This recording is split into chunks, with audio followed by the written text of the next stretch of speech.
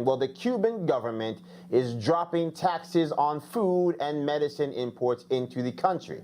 This import tax relaxation will only be in place for a limited time, with some protesters saying the measure is too little, too late. Also, internet access has been allowing people outside of Cuba and even inside Cuba to see the full extent of the government crackdown on the protesters. This as the Cuban president admits his communist regime deserves some of the blame for the unrest that we have witnessed. Joining us now is the director of the Center for Economic Opportunity at the Independent Women's Forum and Newsmax columnist Patrice Onwuka. Also joining us is attorney and Republican strategist Makki and New York City Councilman Joe Borelli. I want to get your response to the Cuban government's response. Patrice, I'll start with you because, again, you have individuals now, it seems, being brutalized simply for standing up and say, we want to be free, give us liberté.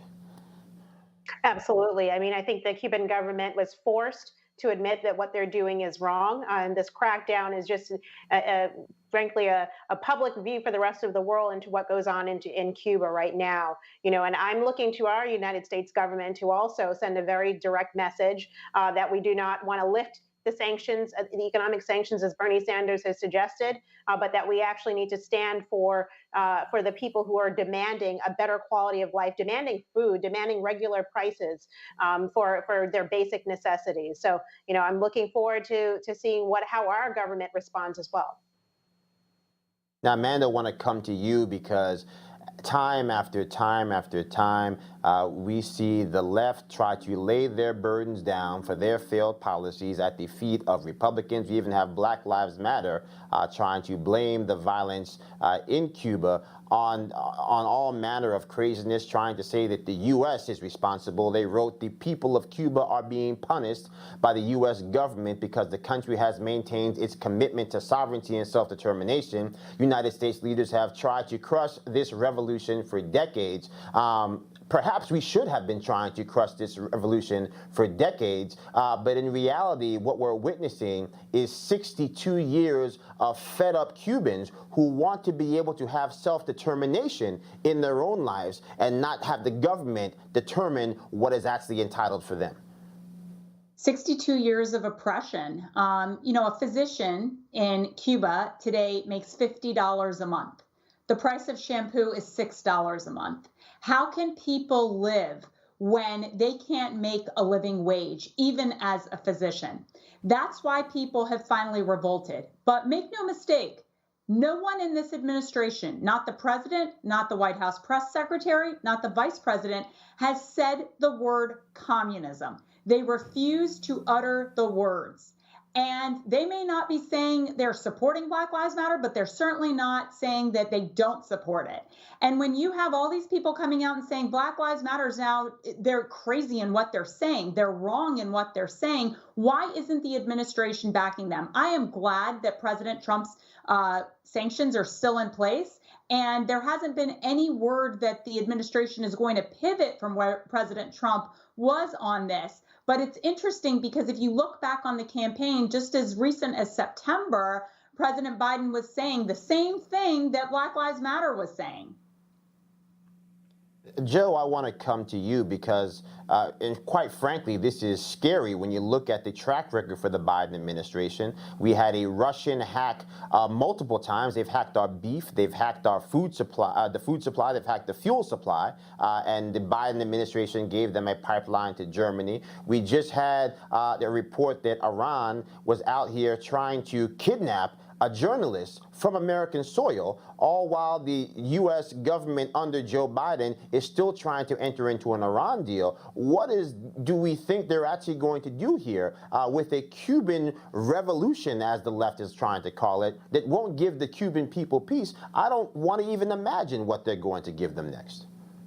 Well, yeah, you're right, Joe. It's certainly clear that Joe Biden isn't on his forward foot, his fighting foot as president, and being aggressive against America's enemies, whether they be in Iran or just at our doorstep in Cuba. But I think that this internet thing is going to have a large impact because sunlight, more than anything else, is going to be the disinfectant of this regime. When more and more people see the way this regime brutalizes its people, impoverishes its people, as they have for 62 years, the more response from America, the more political pressure on our leaders will be. And if I was Joe Biden, I mean, look, the left has been making excuses for this regime for years. Bernie Sanders said they had a literacy program, right? That was his famous way of defending them. But the Biden administration should be embracing these protesters and looking at it as a way of showing how Western classic liberal thought, the American democratic freedoms that we're all given.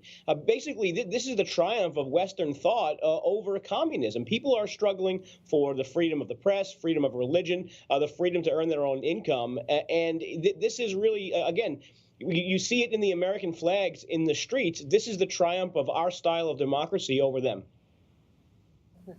Absolutely. Amanda, I want to come to you because obviously your family knows what it's like to flee oppression, flee in many ways brutality from the Iranian government.